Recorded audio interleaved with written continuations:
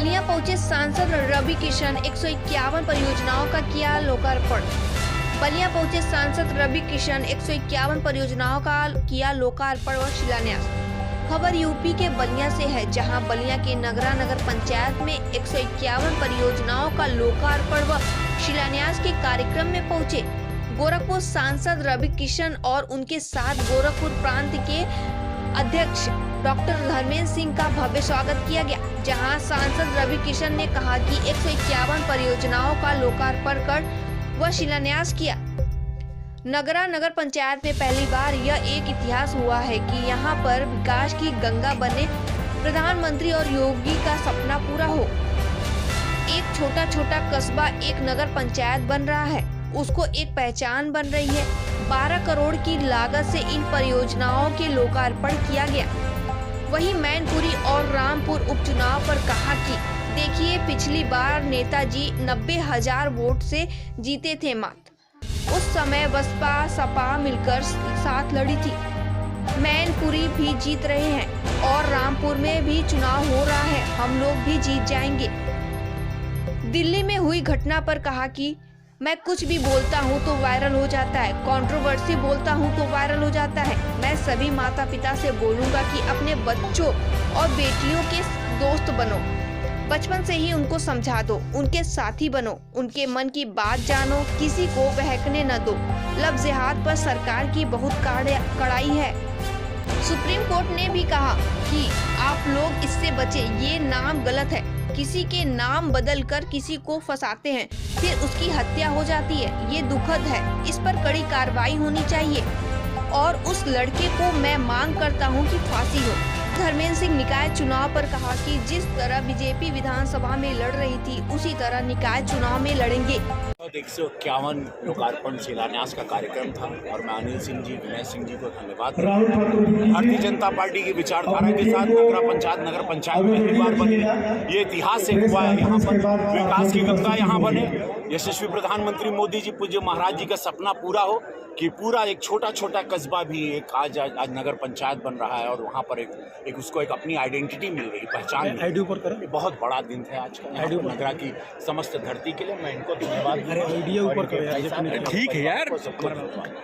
और जिस तरह से आज आपने शिलान्यास किया, कितने की लागत से ये शिलान्यास है? कितना लगल? 12 करोड़ रुपया पूरा लगल। जी, देखा जा रहा है कि मैनपुरी और रामपुर में उपचुनाव होने जा रहा है। ऐसे में मैनपुरी देखा जा रहा है कि समाजवादी पार्टी का गढ़ रहा है और लगातार वहाँ से मुलायम पिछली बार नेताजी 90,000 वोट से जीते थे मात्र, उस टाइम पर, क्योंकि बसपा सपा साथ लड़ी थी। इस बार मैं आप लोगों को घमंड से नहीं, पूज्य महाराज जी भारतीय जनता पार्टी के विकास कार्यों से, हमारे क्षेत्रीय अध्यक्ष जी यहाँ बैठे हैं, हम लोग फिर मैनपुरी भी जीत रहे हैं हम लोग, और वह रामपुर में भी चुनाव हो रहा है, हम लोग वो जीत रहे हैं।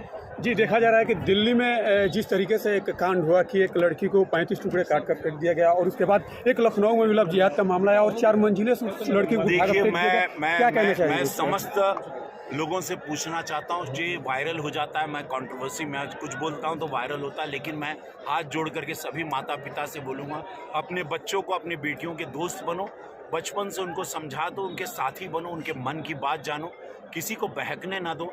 लफ्ज़ जिहाद पर सरकार की बहुत कड़ाई है ये, और सुप्रीम कोर्ट ने भी कहा है आप लोग बचें इससे। और ये गलत है, किसी को भी नाम बदल करके आप फंसाते हैं और उसके बाद उसकी हत्या हो जाती है, ये दुखद है और ये इस पर कड़ी कार्रवाई होनी चाहिए और उस लड़के को मैं मांग करता हूँ फांसी होनी चाहिए। ठीक है सर। चुनाव नजदीक आ गया है और सब बीजेपी किस तरह से इसकी रणनीति बना रही है? भारतीय जनता पार्टी लगातार उसके कार्यकर्ता क्षेत्र में काम करते हैं और मोदी जी के नेतृत्व में जिस प्रकार से देश में विकास हो रहा है, पूरे दुनिया में भारत का मस्तक ऊंचा हो रहा है। योगी जी के नेतृत्व में जिस तरह विकास के साथ साथ आस्था के केंद्रों को मजबूत करने का काम और कानून का राज स्थापित हो रहा है, मुझे विश्वास है कि उत्तर प्रदेश की जनता जनार्दन जिस प्रकार से लोकसभा के चुनाव में, विधानसभा के चुनाव में अपना आशीर्वाद देती है, उसी प्रकार निकाय के चुनाव में भी यहाँ की जनता, उत्तर प्रदेश की जनता जनार्दन भारतीय जनता पार्टी को अपना आशीर्वाद दिया। तो जिस तरह से विधानसभा का चुनाव हुआ, उस तरह से नगर निकाय के चुनाव में भी बीजेपी उतरेगी क्या? बिल्कुल सर, नगर निगम के हर चुनाव में, चाहे वो नगर पंचायत के हों, चाहे नगर पालिका के हों, चाहे नगर निगम के हों, चाहे वार्ड के हों, सभी चुनाव में भारतीय जनता पार्टी अपना कैंडिडेट। देखा जा रहा है कि गुजरात में भी चुनाव और हिमाचल प्रदेश में भी, लेकिन विपक्ष पूरा एकजुटता होकर और दमदारी के साथ वहाँ चुनाव लड़े। क्या बीजेपी भी इस बार भी अपना वो गढ़ बचा पाएगी? देखिए, मोदी जी आज केवल देश में ही नहीं, दुनिया में भारत का मस्तक ऊंचा कर रहे हैं। दुनिया में भारत को गौरवशाली अतीत के रूप में आगे बढ़ा रहे हैं। तो निश्चित रूप से 2019 के जब लोकसभा के चुनाव हुए थे तो सभी दलों ने उत्तर प्रदेश में मिलकर के भारतीय जनता पार्टी के खिलाफ चुनाव मैदान में उतरे थे और सबने देख लिया कि जनता का आशीर्वाद मोदी जी और योगी जी के साथ है। इसी प्रकार देश के अंदर कोई भी षड्यंत्र अब नहीं चलने वाला है। सभी लोग मन बना लिए हैं मोदी जी के नेतृत्व में। हर चुनाव हम सब, चाहे वो हिमाचल के चुनाव हो, चाहे गुजरात के चुनाव, प्रचंड बहुमत के साथ भारतीय जनता पार्टी जीती।